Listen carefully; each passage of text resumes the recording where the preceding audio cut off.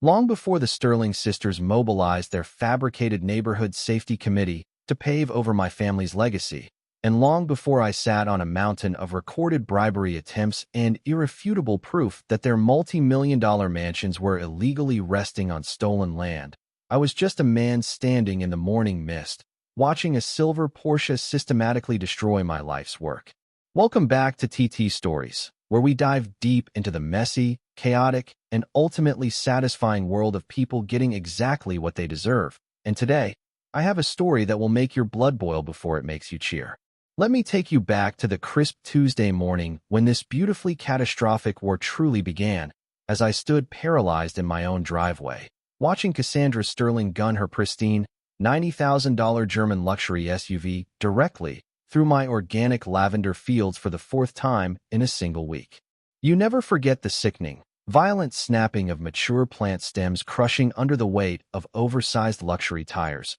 or the acrid, chemical stench of premium unleaded exhaust suffocating the pristine morning air that I had worked so desperately to cultivate, watching months of backbreaking, sweat-soaked labor obliterated in mere seconds just so a woman with a predatory smile could shave a few minutes off her morning commute. She rolled down her tinted window, flashing me the kind of entitled, perfectly bleached smirk that belongs on a billboard for predatory lending, and delivered a line that would echo in my head for months as she purred, "Public thoroughfare, sweetheart," right before her younger sister, Penelope, came barreling behind her in a blacked-out G-Wagon, intentionally swerving her massive tires to catch the edge of my irrigation lines just for the sheer, sadistic thrill of it. What they didn't comprehend, and what their bubble of suburban invincibility prevented them from realizing, was that I had been methodically cataloging every single trespass, recording every thinly veiled threat, and quietly assembling a tactical legal fortress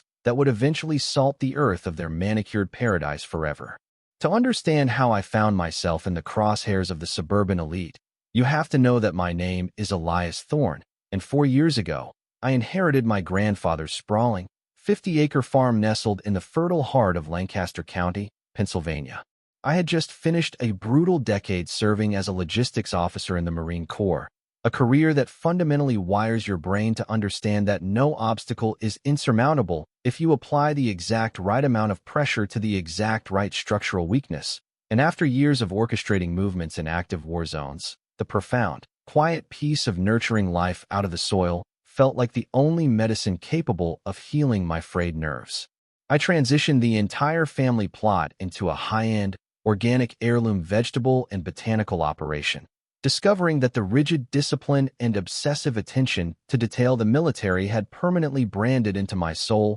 translated flawlessly into the delicate science of sustainable agriculture. The high-end farm-to-table restaurants down in Philadelphia practically begged for my produce, marveling at the vibrant, explosive flavors that corporate megafarms simply couldn't replicate, and my life settled into a deeply satisfying, rhythmic meditation of early mornings, the rich, loamy scent of wet earth, the deep, rumbling purr of my grandfather's vintage John Deere tractor, and the loyal company of my rescue German Shepherd, Scout. It was a sanctuary built on blood, sweat, and absolute serenity, until a faceless corporate conglomerate named Apex Developments bought the adjacent, sprawling cattle ranch and violently birthed Whispering Pines Enclave, a sprawling labyrinth of 60 identical, soul-crushing megamansions that looked like they were stamped out of a beige suburban factory. The geographical tragedy of this situation was that my farm sat directly between their gated utopia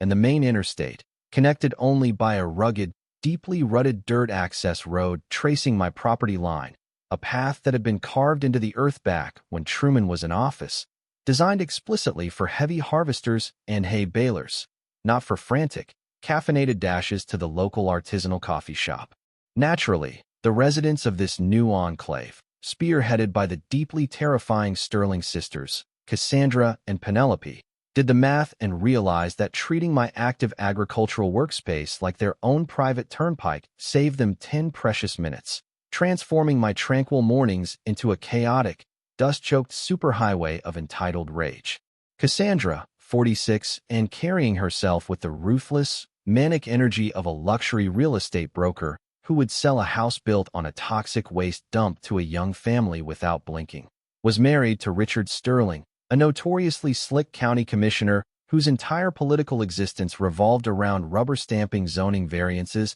that mysteriously enriched his wife's social circle. Her sister, Penelope, 43 and wielding her position as a senior insurance claims adjuster with a vindictive glee, governed the local HOA with an iron fist, terrorizing her neighbors over grass height while treating my property like a communal dumping ground for her impatience. After the first week of finding deep tire trenches gouged into my soil, I approached Cassandra's sprawling estate, knocking politely and attempting to explain, with the calm restraint my grandfather had painstakingly taught me, that her shortcut was actively destroying hundreds of dollars in delicate crops. She literally threw her head back and laughed, a shrill, piercing sound that cut through the quiet neighborhood, admiring her fresh, razor-sharp manicure before looking at me like I was a smear of mud on her designer shoes, informing me that I needed to read up on prescriptive easements because, in her aggressively arrogant worldview, a farm in 2026 was nothing more than an ugly,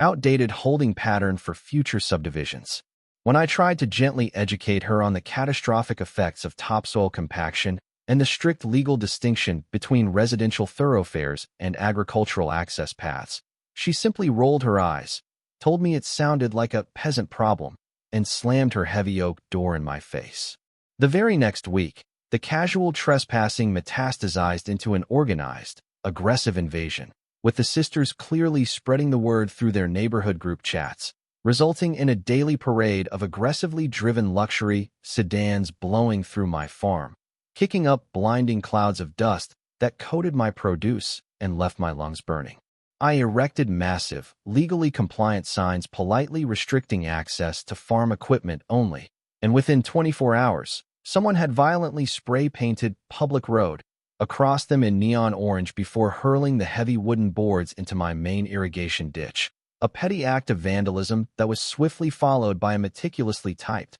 utterly fabricated formal complaint filed with the county. Cassandra had mobilized her husband's political leverage, demanding an emergency health and safety audit of my farm, claiming my slow-moving equipment was an intentional hazard. The organic dust was causing widespread respiratory failure in her neighborhood, and, most laughably, that my sweet, terrified of Thunderdog Scout was a vicious, unchained predator menacing the community. But 8 years in the Marines teaches you that when a hostile force initiates a calculated strike, you do not panic, you do not retaliate blindly, you dig into the archives, you fortify your defensive lines, and you prepare for total, uncompromising warfare, which is exactly why I spent my weekend buried in the dusty, forgotten basement of the Harrisburg County Records Building, tracing the ink of history until I found the original 1964 deed that would become the cornerstone of their ultimate destruction. The fragile, yellow document I unearthed smelled of decaying paper and forgotten history, but the faded blue ink read like a death sentence for their suburban entitlement, explicitly stating that the easement was granted strictly, exclusively, and in perpetuity for agricultural machinery, barring any and all residential or public vehicular traffic forever. Knowing that historical deed covenants act as an indestructible legal armor that modern neighborhood associations cannot pierce, I immediately fortified my property with military-grade, motion-tracking surveillance towers, high-definition optical sensors capable of reading a license plate through a torrential downpour, and time-stamped cloud servers that would make a prosecuting attorney weep with joy. The ambush came exactly when I expected it, arriving in the form of a heavily perspiring, deeply uncomfortable county inspector named Arthur Vance, who pulled up to my barn alongside 3 luxury vehicles carrying Cassandra, Penelope, and a smirking city planning official who just happened to be Richard Sterling's college roommate, all pretending this coordinated raid was a mere coincidence as they fanned out across my property looking for any excuse to shut me down.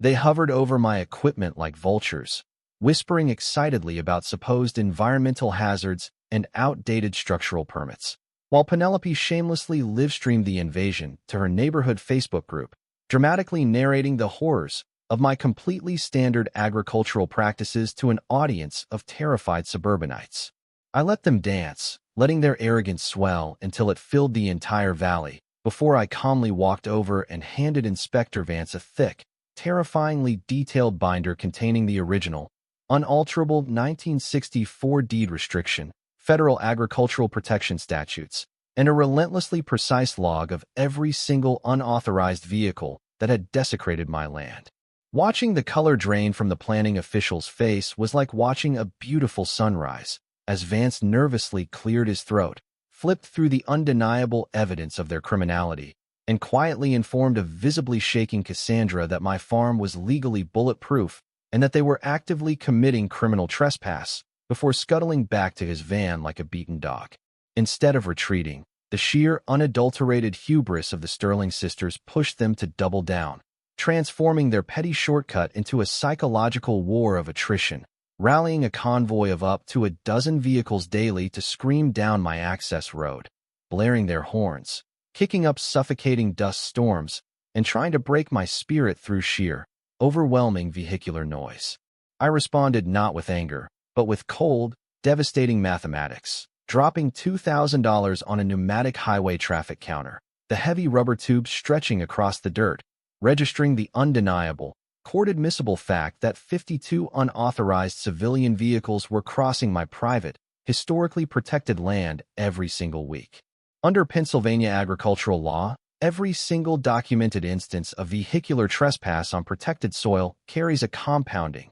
mandatory fine, meaning I was mathematically proving over $4,000 a week in direct, indisputable damages, culminating in a stack of certified legal demands sent directly to the registered owners of every luxury car my cameras caught. The panic began to seep through the cracks of their fortress when my phone rang late one evening. The caller ID flashing the name of County Commissioner Richard Sterling, his voice tight, trembling, and dripping with the kind of desperate, cornered animal energy that told me he knew his wife had dragged him into a legally radioactive nightmare. I had already activated my call recording software, a legal precaution that would soon become my most lethal weapon, as he nervously bypassed pleasantries, his breath catching as he dangled a massive, multi-million-dollar commercial buyout offer for my land, painting a picture of strip malls and endless wealth if I just surrendered. When I met his offer with total, suffocating silence, the carrot vanished and the stick appeared,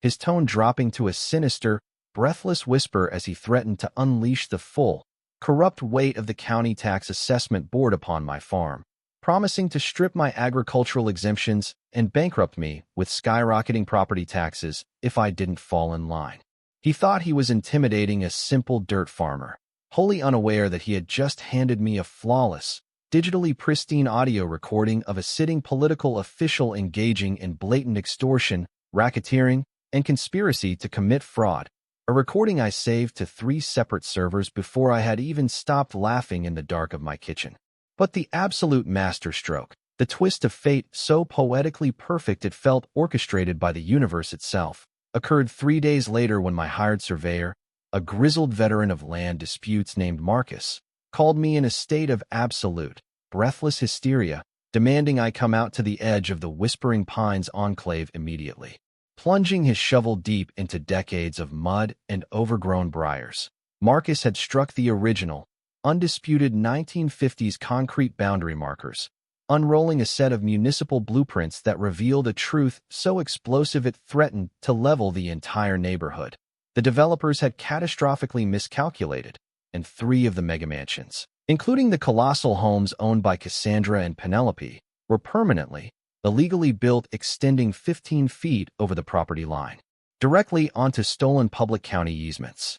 The realization hit me with the force of a freight train, a beautiful, devastating clarity that washed away months of anxiety. They weren't just trespassing on my legally protected farm road. They were living, sleeping, and aggressively organizing against me from inside houses that were constructed in blatant, felony-level violation of county land laws, approved only because Richard Sterling had forced his corrupt inspectors to look the other way. I didn't just have the power to stop them from driving through my lavender. I held the absolute, indisputable legal leverage to demand the county either charge them hundreds of thousands of dollars in retroactive land lease penalties, or bring in the bulldozers and tear their million-dollar monuments to arrogance completely to the ground. I immediately enlisted the most terrifying, corporate-destroying agricultural attorney in Philadelphia, a brilliant shark named Evelyn Vance, who took one look at my mountain of evidence. The recorded extortion, the GPS-verified boundary violations, the historic deeds, and smiled a smile so devoid of mercy I almost felt bad for the slaughter that was about to unfold. Ignorant to the absolute legal hellfire raining down upon them, the Sterling sisters orchestrated their grand finale, convening an emergency, highly publicized county town hall meeting, packing the sterile government auditorium with rented, fake supporters, polished signs demanding an end to agricultural terrorism, and local news crews primed to broadcast my public execution. Cassandra wept theatrical, Botox-frozen tears at the podium, spinning a wildly fabricated narrative of me as a deranged, heavily armed rural menace stalking her children, while Richard dramatically took the microphone, utilizing his position as commissioner to formally propose the immediate, emergency eminent domain seizure of my property for the safety and modernization of the community. They even paraded 3 terrified local residents to the microphone, actors who spun harrowing, tear-soaked tales of dodging my rogue tractors and living in perpetual fear, a performance so seamless, so utterly convincing, that the county board looked ready to sign the seizure documents right then and there. When they finally called my name, expecting a screaming, unhinged farmer having a public meltdown, I walked to the podium with the eerie, absolute calm of a man watching his enemies walk directly into a minefield, opening a massive leather briefcase and connecting my phone directly into the county hall's public address system. The auditorium fell into a deathly, suffocating silence as the unmistakable, trembling voice of Richard Sterling echoed off the walls, clearly and unambiguously threatening to financially ruin me using corrupt county resources, effectively broadcasting a federal crime to a room full of local journalists, gasping citizens, and a deeply attentive FBI field agent sitting in the back row. As Richard physically staggered backward, his face draining to a sickly, translucent white, I unfurled the massive surveyor blueprints across the projector, meticulously explaining to the paralyzed crowd that the loudest voices demanding the seizure of my land were currently living in illegally constructed homes built over stolen public easements. I didn't stop there, methodically pulling out the background checks and hiring receipts for the 3 terrified residents who had just testified, proving to the room that one lived 3 hours away in Pittsburgh, one was Cassandra's estranged brother-in-law, and the third was a literal community theater actor who had just committed blatant, documented perjury in a government proceeding. The fallout was absolute, biblical, and swift. Richard Sterling resigned in disgrace 2 days later, mere hours before federal agents raided his office, frog-marching him out in handcuffs on charges of systemic bribery and political extortion, ensuring his next residence would be a federal penitentiary rather than a stolen plot of suburban land. Cassandra was permanently stripped of her lucrative real estate license, facing massive fraud investigations that left her completely unemployable, while Penelope was unceremoniously fired from her insurance firm, the company terrified of the catastrophic legal liability she had brought to their doorstep. The most satisfying justice, however, was architectural. Forced by the undeniable public exposure, the county issued emergency demolition orders for the encroaching properties, and I sat on my porch with a hot cup of coffee, the morning air finally free of exhaust fumes, listening to the beautiful, rhythmic thud of heavy machinery tearing down the back half of Cassandra's illegally built mansion. The massive, multi-million-dollar settlement I squeezed out of Apex Developments didn't go into my pocket. Instead, I partnered with local universities to establish a sprawling, fully funded nonprofit incubator program on the new land we acquired, dedicated entirely to teaching returning combat veterans how to heal their trauma through sustainable, organic farming. As I look out over my thriving fields today, the wind whispering through the lavender and the soil richer than it has ever been, I have to wonder about the nature of justice, and I ask you, the viewer, to think about where we draw the line between protecting what is ours and seeking absolute, devastating vengeance. Was I right to completely dismantle their lives, their careers, and their homes to protect my grandfather's legacy? Or does the pursuit of such total, uncompromising retribution make me just as ruthless as the people who tried to destroy me? Thanks so much for watching until the end. If you enjoyed the video, please hit that like button, drop a comment telling me your thoughts. And don't forget to subscribe, turn on the bell so you never miss the next one. See you in the next video.